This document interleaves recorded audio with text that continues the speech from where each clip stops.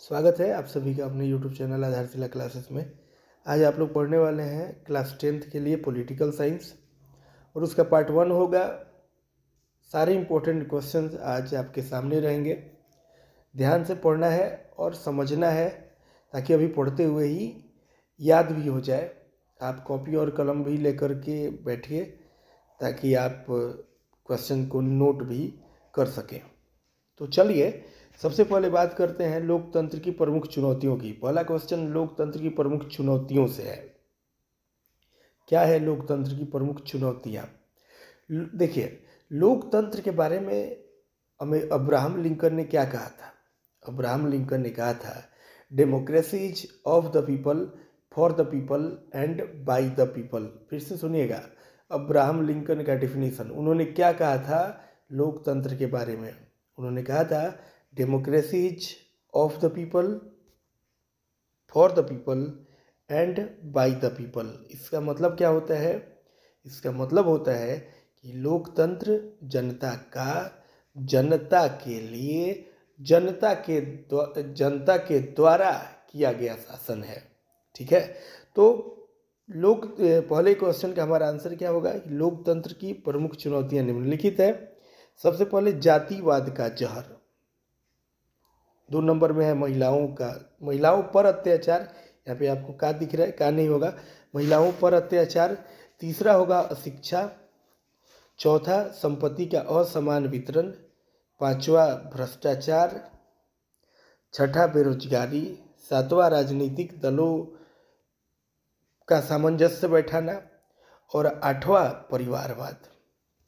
देखिए, जातिवाद का जहर तो बिल्कुल फैला पड़ा है। आप जहाँ भी देखिए चुनाव होता है वहाँ पे जातिगत बातें सबसे पहले सामने आती है। बहुत मैक्सिमम कैंडिडेट आपके घर पे जब आते होंगे तो आपकी जाति का, अगर उनकी जाति से मैच कर रहा है तो वहाँ जाति शब्द का चर्चा जरूर करते हैं कि हमने की एक जात भाई वानी सन, इस टाइप की बात वो करते हैं। तो ये ग्राम पंचायत से, नीचे से ही, पंचायती स्तर से ही यह शुरू हो जाता है और ऊपर चल करके तो ये बहुत भयानक रूप ले लेता है, और जो कि लोकतंत्र के लिए सबसे बड़ा खतरा है और सबसे बड़ी चुनौती है। कई सालों से यह परंपरा लगातार चली आ रही है कि लोग जाति का बात करके वोट लेने देने का काम करते हैं। महिलाओं पर अत्याचार, अशिक्षा, संपत्ति का असमान वितरण, भ्रष्टाचार, बेरोजगारी, राजनीतिक दलों पे सामंजस्य बैठाना और परिवारवाद।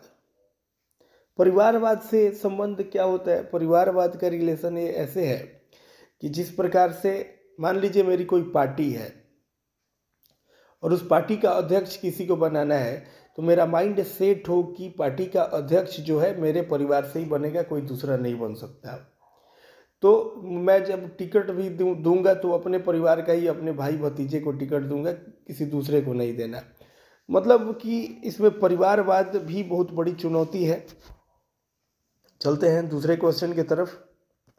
हमारा दूसरा क्वेश्चन है, लोकतांत्रिक शासन व्यवस्था के सामने कौन कौन सी समस्याएं हैं? लिखें। लोकतांत्रिक शासन व्यवस्था के सामने कौन कौन सी समस्याएं हैं? लोकतांत्रिक शासन व्यवस्था के सामने अनेक समस्याएं हैं जो निम्नलिखित है। अशिक्षा, महंगाई, तीसरा है बेरोजगारी, चौथा है जातिवाद, पांचवा है आतंकवाद और छठा है सांप्रदायिकता। सातवां है पड़ोसी देश की एक खराब नियति, आठवां है प्राकृतिक आपदा। लोकतांत्रिक शासन व्यवस्था के समक्ष अनेक समस्याएं हैं। अशिक्षा ये सबसे बड़ी समस्या है, उसके बाद है महंगाई और फिर बेरोजगारी। अशिक्षा बढ़ेगी तो बेरोजगारी तो बढ़ेगी ही। आप अशिक्षित हैं तो जातिवाद का जहर घोलना भी लोगों के लिए आसान हो जाता है आप में। बेरोजगारी भी आतंकवाद का सबसे बड़ा कारण बनती है। बेरोजगार लोग आतंकवाद में काफ़ी सक्रिय होने लगते हैं। सांप्रदायिकता, आमतौर पे आप सांप्रदायिक दंगों का बात सुनते होंगे। पड़ोसी देश की एक खराब नियति, जैसे हमारा पड़ोसी देश जैसे पाकिस्तान, उसको पड़ोसी देश कहना भी बुरा लगता है। तो कभी भी नियति सही नहीं रहती। प्राकृतिक आपदा, और प्राकृतिक आपदा भी इसका सबसे बड़ा कारण है, बहुत बड़ा कारण है। चलिए चलते हैं तीसरे क्वेश्चन की तरफ। विधि का शासन क्या है? विधि का शासन, ठीक है।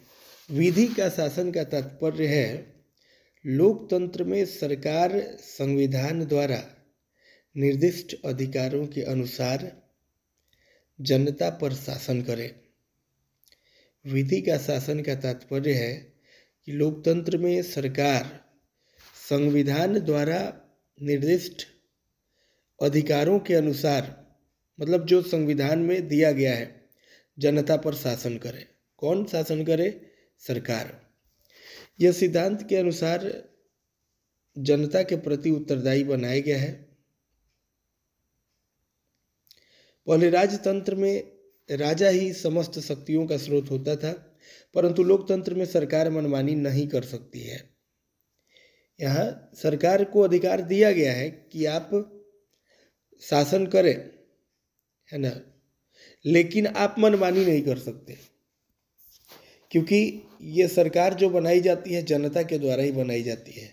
तभी तो अब्राहम लिंकन ने कहा था, democracy is of the people, for the people and by the people. चौथा इंपॉर्टेंट क्वेश्चन है, लोकतंत्र से जनता की सबसे बड़ी अपेक्षा क्या है? मतलब सबसे बड़ी आशा। लोकतंत्र से जनता की सबसे बड़ी अपेक्षा क्या है? अच्छा, आप आमतौर पे सुनते होंगे, यदि आप सक्रिय रहते हैं तो, यदि आप न्यूज़ वगैरह देखते हैं तो, हमें अपने लोकतंत्र में आस्था है, हमें अपने लोकतंत्र पे पूरा भरोसा है ना। तो इससे बहुत अपेक्षा भी रहती है लोगों की। लोकतंत्र से जनता की अनेक अपेक्षाएं हैं, लेकिन जो सबसे बड़ी अपेक्षा है वह जनता को लोकतांत्रिक व्यवस्था में आर्थिक समस्याओं से जूझना नहीं पड़ेगा। आर्थिक स्वतंत्रता ही लोकतंत्र का आधार है, क्योंकि भूखे व्यक्ति के लिए लोकतंत्र का कोई महत्व नहीं रह जाता।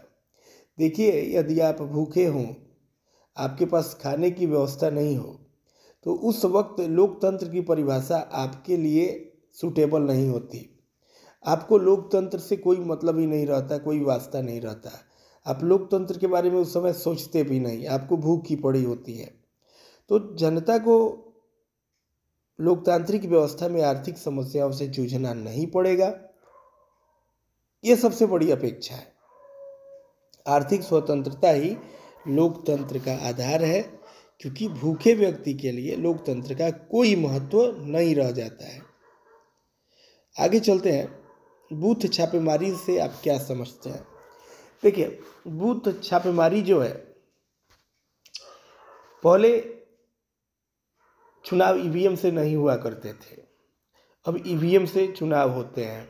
अभी भी कुछ चुनाव जो है मुहर से होता है। जैसे फिलहाल में जो चुनाव हुआ है, उसमें पंचायत स्तर पर जो चुनाव हुआ है, उसमें 2 ऐसे पद थे, जैसे सरपंच और पंच, जो मुहर के द्वारा हुआ था। बाकी बैलेट पेपर पे मुहर के द्वारा हुआ था पंच और सरपंच का चुनाव। बाकी जो पद थे उसके लिए ईवीएम मशीन की व्यवस्था थी।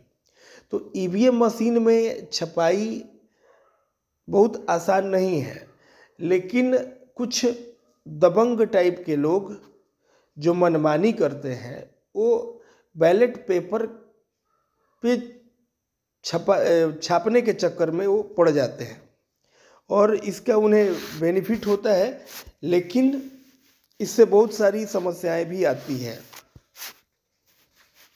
अब जो छापेगा, बूथ छापेगा, उसको तो बेनिफिट होगा ही, लेकिन यह लीगल नहीं होता है। चुनावी दंगल में बूथ छापेमारी वह दाव है जिसे कोई उम्मीदवार दूसरे उम्मीदवार को हराने के लिए लगाता है। जिस उम्मीदवार के पास ताकत होता है, जिसका बोलबाला है, उसके समर्थक, या समर्थन नहीं होगा, या समर्थक होगा, ठीक है, लिखिएगा तो यह समर्थन मत लिखिएगा, जो मिस्टेक हो उसको ठीक हम लोग करेंगे। समर्थक बूथों पर छापेमारी करके सारे मत अपने पक्ष में अनेक प्रकार से, सारे मत मतलब अपने पक्ष में कर लेते हैं, और उनका दबाव रहता है, और वे बूथ छपवा लेते हैं, है ना। इस बूथ छापेमारी कैसे होता है? जैसे दो पक्ष हैं और एक पक्ष का वहाँ पे बोलबाला थोड़ा ज़्यादा है, और दूसरा पक्ष जो है वो थोड़ा वीक पड़ रहा है, वो थोड़ा साइलेंट पड़ रहा है, तो ये पहला पक्ष जो है उस पर दबाव बनाता है और अपने कुछ ऐसे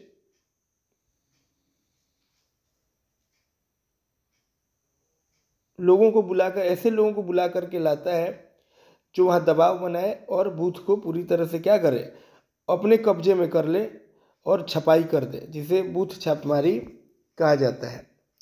अगला क्वेश्चन है, बिहार में लोकतंत्र की जड़ें कितनी गहरी हैं?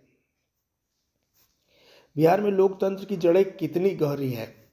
बिहार में भारतीय लोकतंत्र का एक अंग है। बिहार भी भारतीय लोकतंत्र का एक अंग है।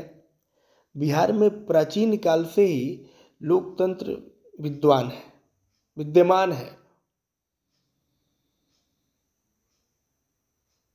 बिहार के ही वैशाली जिले में लिच्छवियों का गणतंत्र था। लिच्छवियों की शासन प्रणाली गणतांत्रिक पद्धति पर आधारित थी। राज्य की शक्ति जनता में निहित थी। अतः यह कहना उचित नहीं होगा कि बिहार में लोकतंत्र की जड़ें काफी गहरी थी। यानी बिहार में लोकतंत्र की जड़ें बहुत गहरी थी, यह कहना उचित नहीं होगा। अगला क्वेश्चन है, लोकतांत्रिक शासन व्यवस्था की कमजोरियों को दूर करने के लिए उपाय बताएं। चलिए, लोकतांत्रिक शासन व्यवस्था की कमजोरियों को दूर करने के उपाय निम्नलिखित है। 1 नंबर में शिक्षा प्रसार, 2 नंबर में बेरोजगारों को रोजगार, 3 नंबर में पंचायती राज, 4 में सुधारात्मक कानूनों का निर्माण, और 5 नंबर में निष्पक्ष निर्वाचन पद्धति। देखिए, लोकतांत्रिक शासन व्यवस्था की कमजोरियों को तभी ठीक किया जा सकता है जब एजुकेशन को बढ़ावा दिया जाए, यानी शिक्षा का प्रसार किया जाए, बेरोजगारों के रोजगार के साधन उपलब्ध कराए जाए, उन्हें मौके मिले, रोजगार के मौके बनाए जाए, पंचायती राज्य की व्यवस्था हो, सुधारात्मक कानूनों का निर्माण किया जाए, इस पर ध्यान दिया जाए, और निष्पक्ष निर्वाचन पद्धति हो, तभी जाकर लोकतांत्रिक शासन व्यवस्था की कमजोरी को दूर किया जा सकता है। ठीक है, अब चलेंगे आगे। गुप्त मतदान पत्र क्या है? जब मतदाता गुप्त रूप में मतदान करती है तो वैसे मतदान पत्र को गुप्त मतदान पत्र कहते हैं। मत देने के लिए जिस कमरे में ईवीएम का मशीन रखा गया रहता है या बैलेट पेपर की व्यवस्था की गई रहती है, उसमें एक आदमी जाता है एक बार में और वो मतदान करता है। इसका अधिकार दूसरे को नहीं है कि उस पर दबाव बनाए या उसके साथ जा कर के देखे कि वो किसको मत दे रहा है। इसका मतलब ये है कि जो मतदान गुप्त होता ही है ना। चलिए अगला क्वेश्चन चलते हैं। भारत में लोकतंत्र के भविष्य को आप किस रूप में देखते हैं? भारत में लोकतंत्र के भविष्य को आप किस रूप में देखते हैं? इसका आंसर होगा भारत में लोकतंत्र का भविष्य अत्यंत उज्जवल है, क्योंकि शुरू से ही यहाँ पर एक लोक कल्याणकारी सरकार का गठन किया गया है, जो जनता को मौलिक अधिकार प्रदान करती है तथा शक्ति की गरिमा को बढ़ाने का प्रयास करती है। भारत सरकार विभिन्न समूहों के मध्य सत्ता का विभाजन करके सामंजस्य स्थापित करती है। यही कारण है कि इसके वैश्विक स्तर पर उत्तम छवि है। फिर से चलते हैं इस क्वेश्चन की तरफ। भारत में लोकतंत्र के भविष्य को आप किस रूप में देखते हैं? भारतवर्ष में लोकतंत्र का भविष्य अत्यंत उज्जवल है, क्योंकि शुरू से ही यहाँ पर एक लोक कल्याणकारी सरकार का गठन किया गया था, जो जनता को मौलिक अधिकार प्रदान करती है तथा शक्ति की गरिमा को बढ़ाने का प्रयास करती है। भारत सरकार विभिन्न समूहों के मध्य सत्ता का विभाजन करके सामंजस्य स्थापित करती है। यही कारण है कि इसकी विश्व स्तर पर उत्तम छवि है।